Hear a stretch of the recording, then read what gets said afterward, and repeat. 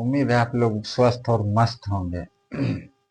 चलिए आइए आज हम स्टेबलाइजर और ट्रांसफार्मर का दूसरा वीडियो देखते हैं कि आखिर ट्रांसफार्मर किस सिद्धांत पर काम करता है। ये सब चीज बातें हम दूसरे वीडियो में बता चुके हैं। अगर उस वीडियो को देखना है तो इसी वीडियो के पहले वो वीडियो लगा हुआ है, उसको देख सकते हैं। उसमें कोई दिक्कत नहीं, उसमें ट्रांसफार्मर किस सिद्धांत पर काम करता है वो सारे बातें हमने बता दिए हैं। चलिए आइए आज हम इस वीडियो के बारे में देखते हैं। हमने यहाँ लिखा है कि ट्रांसफार्मर के प्रकार, यानी ट्रांसफार्मर कितने प्रकार के होते हैं। ट्रांसफार्मर तो अभी बहुत प्रकार के आते हैं, जैसे कि छोटा बड़ा, बड़ा से बड़ा भी बहुत बहुत क्वालिटी में ट्रांसफार्मर भी आ गया है मार्केट में। उसे कोई लिमिट नहीं है। बस पर ट्रांसफार्मर के प्रकार का मतलब हमको दो दो तरह के ट्रांसफार्मर देखना है। दो ही तरह के ट्रांसफार्मर होते हैं। एक होता है स्टेप डाउन ट्रांसफार्मर और दूसरा होता है step up transformer. Step down transformer का मतलब है कि ये वोल्टेज को कम करेगा, और स्टेप अप का मतलब है कि ये हमेशा वोल्टेज को हमें बढ़ा कर देगा।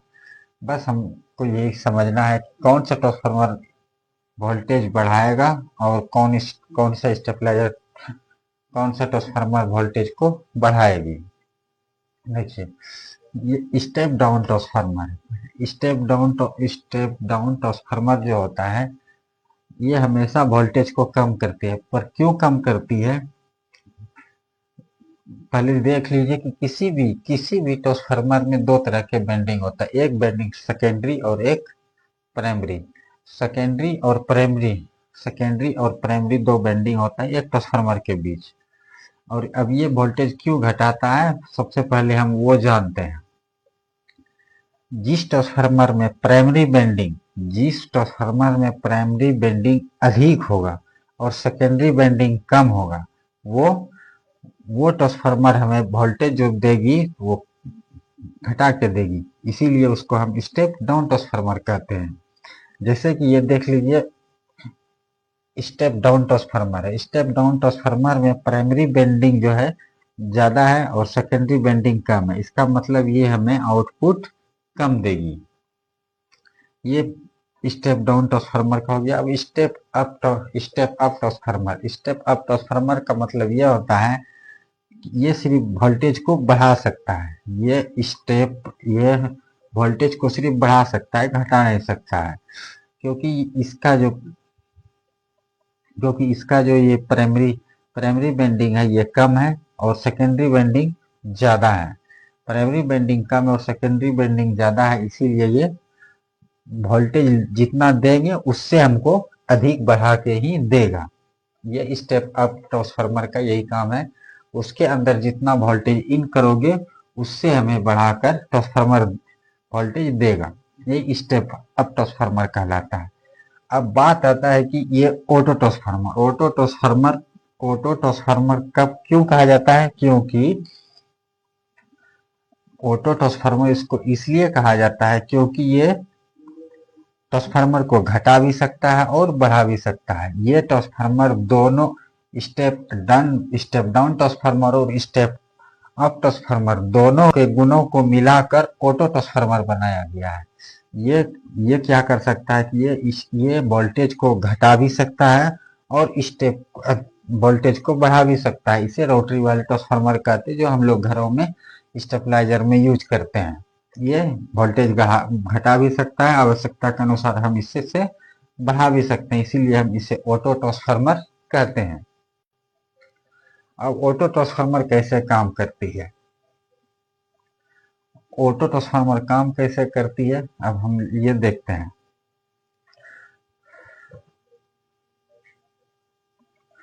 ऑटो ट्रांसफार्मर जो होता है इस इसमें जो होता है लीड निकला रहता है कम से 8 को। ये मान लीजिए 1 2 3 4 5 6 8, इसमें आठ लीड निकले रहते हैं, लूप यानी कि लूप। और जहां से हम ट्रांसफार्मर बेंडिंग करते हैं इसे हम कॉमन करते हैं। इसे कॉमन कहते हैं। इसमें जो तार है अलग अलग नहीं होता है, जिसमें जैसे कि इसमें एक सेकेंडरी और एक प्राइमरी, दो बेंडिंग है, इसमें भी एक प्राइमरी है और एक सेकेंडरी है। इस तरह से इसमें नहीं होता, इसमें एक ही तार पूरे ट्रांसफार्मर में लपेटा जाता है। यहाँ से हमने स्टार्ट किया, पूरा लपेटा लपेटा, यहाँ एक नंबर, यहाँ लीड निकालते जाते हैं, लीड निकालते निकालते 8 तक जाते हैं। लेकिन जैसे ये 8 है नहीं, ये है 7 है, हमको इसके बीच में जो राउंड है उसको गिनना है, उसको गिनना है सिर्फ। अब इसमें हम कितना राउंड देंगे, कितना वोल्टेज देंगे और कितना हमें आउट करेगी, उसी को हम ऑटो ट्रांसफार्मर कहेंगे। ऑटो ट्रांसफार्मर जो है स्टेप, ऑटो ट्रांसफार्मर जो होता है स्टेप अप और स्टेप डाउन दोनों के गुण को मिलाकर ऑटो ट्रांसफार्मर बनाया गया है। और ऑटो ट्रांसफार्मर काम कैसे करता है हम ये देखते हैं। इसमें जो तार लपेटे गए वो सिर्फ एक तार है, इसमें अलग अलग बेंडिंग नहीं है।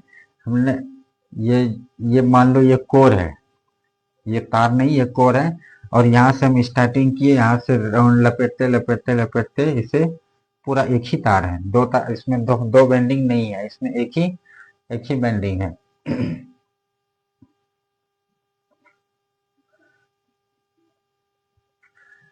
अब क्या करते हैं, ऑटो ट्रांसफार्मर का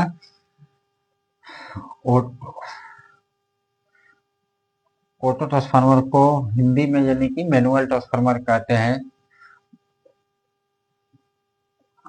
ऑटो ट्रांसफार्मर कहते हैं। और इसमें और भी तार लपेटे जाते हैं ऊपर से, जैसे कि हमें स्टेबलाइजर में जो और सी किट लगती है, जिस किसी में 12 वोल्ट लगती है, किसी में 24 वोल्ट लगती है, उसके लिए इसके ऊपर से और भी तार इसमें लपेटा जाता है, इसमें और भी तार लपेटा जाता है। अब देखते हैं कि इसमें वोल्टेज दे के इससे हम आउटपुट कैसे करते हैं। मान लीजिए हमने ये दो तार ले लिया, यहाँ लिख देते हैं इनपुट, और यहाँ से दो तार ले लिए, ये हो गया आउटपुट। अभी हमने जोड़े नहीं है। मान लीजिए ये हो गया न्यूट्रल, ये हो गया फेज, ये हो गया न्यूट्रल, ये हो गया फेज। अभी हमने जोड़ा नहीं, अब हम जोड़ेंगे। ये न्यूट्रल कॉमन वाले में जोड़ दिया और यहाँ से निकल के डायरेक्ट हमें आउटपुट दे दिया। न्यूट्रल जैसे हम यहाँ कॉमन में जोड़े और ये डायरेक्ट आउटपुट हो गया, आउटपुट हमें वहां निकल गई। अब बात हुआ मेन फेज पर। ये जो फेज जोड़ेंगे तो ये कॉमन पे जोड़ेंगे, ये फेज को लेकर एक नंबर पे जैसे हम जोड़ दिए, एक पर जोड़ दिए,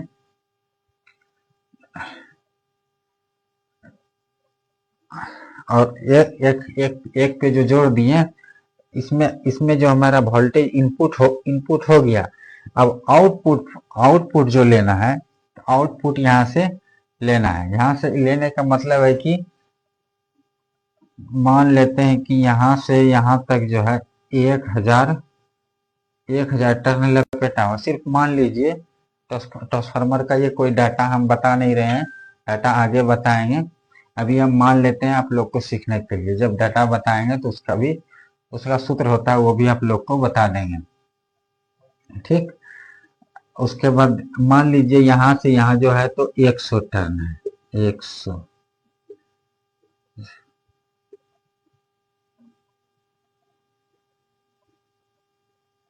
सभी के बीच कितना कितना टर्न है, 100 टर्न है, 100 टर्न है। ये 8 नहीं, ये 7 ही, हमको सिर्फ टर्न से मतलब है, 8 तो लूप लीड निकला है। मान लीजिए कि फेज को हम एक नंबर पे जोड़ दिए, एक नंबर पे जोड़ दिए, इसमें सेकेंडरी जो, इसमें जो ये अब इसका जो हमको जानना है कि सेकेंडरी प्राइमरी बेंडिंग कहाँ से कहाँ तक है और प्राइमरी बेंडिंग कहाँ से कहाँ तक है, क्योंकि इसमें तो एक ही तार लपेटे गए हैं। अब हमको जानना है सेकेंडरी कहाँ से कहाँ तक है और प्राइमरी कहाँ से कहाँ तक है और कितना हमें वोल्टेज देगी। अब हम देखें इन दोनों के तार,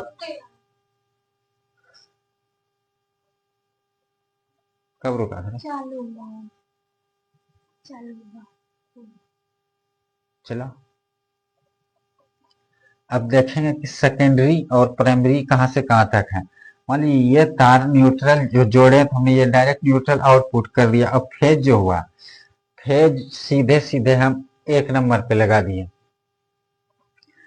फेज जो हम 1 नंबर पे लगा दिए तो यहाँ से यहाँ तक हमारी 1000 जो टर्न है, तो ये हुआ प्राइमरी सेकेंडरी का टर्न, सेकेंडरी का टर्न हुआ। और यहाँ से यहाँ तक कितने टर्न है, यहाँ से यहाँ तक की टर्न जो है, तो यहाँ से यहाँ तक की टर्न 8 जो है, तो 800 टर्न नहीं 700 टर्न ही होगी, क्योंकि हमको इस के बीच की खाना को गिनना है। 100 200 300 400 500 600 700, ये कितना टर्न हुआ 700। 700 फुट है। यहाँ जैसे हम 5 नंबर पे जोड़ दिए, तो अब यहाँ से हम गिनेंगे, ये 1000 तो सीधा सीधी काउंटिंग हो गया। अब इस तार से ऊपर हम देखें कितना तार है, 1 2 3 4, 400 ये और 1000 ये, कितना हो गया 1400 टर्न। 1400 टर्न का मतलब है कि प्राइमरी कॉइल में कितना टर्न है, तो 1400 और सेकेंडरी कॉइल में प्राइमरी कॉइल में ज्यादा टर्न है और सेकेंडरी कॉइल में कम है। इसका मतलब क्या हुआ, इसका मतलब ये हुआ कि ये वोल्टेज हमको आउटपुट कम देगा, ये स्टेप डाउन का काम करेगा। और मान लीजिए इसको हम यहाँ जोड़ देंगे, तो इसमें 1000 इसमें 7, ये भी वोल्टेज हमें कम देगा। जितना ज्यादा राउंड होगा, इधर जितना ज्यादा सेकेंडरी में जितना ज्यादा राउंड होगा, उतना ज्यादा हमें आउटपुट करेगी।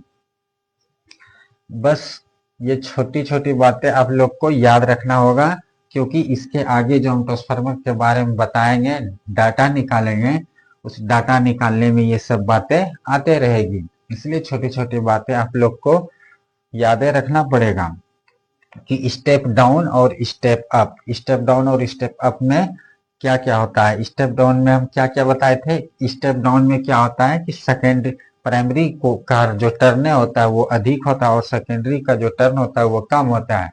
उसी तरह स्टेप अप में क्या होता है, स्टेप अप में प्राइमरी कॉइल जो होता है उसका राउंड कम होता है और सेकेंडरी का ज्यादा होता है। जैसे सेकेंडरी कॉइल का अब टर्न ज्यादा होगा तो वो हमें ज्यादा वोल्टेज देगा, और सेकेंडरी कॉइल का यहाँ कम है तो यहाँ हमें कम मिलेगा, इसलिए स्टेप डाउन कहेंगे। और यहाँ सेकेंडरी कॉइल का ज्यादा राउंड है, यहाँ ये हमके ज्यादा आउटपुट देगा, तो इसको स्टेप अप कहते हैं। और बात आ गया ऑटो ट्रांसफार्मर पर। ऑटो ट्रांसफार्मर क्या करेगी, हम अपने आवश्यकता के अनुसार जब चाहे इस वोल्टेज को हम ज्यादा कर सकते हैं और कम भी कर सकते हैं, स्टेप अप और स्टेप डाउन कोई भी कहीं भी हम इसको यूज कर सकते हैं।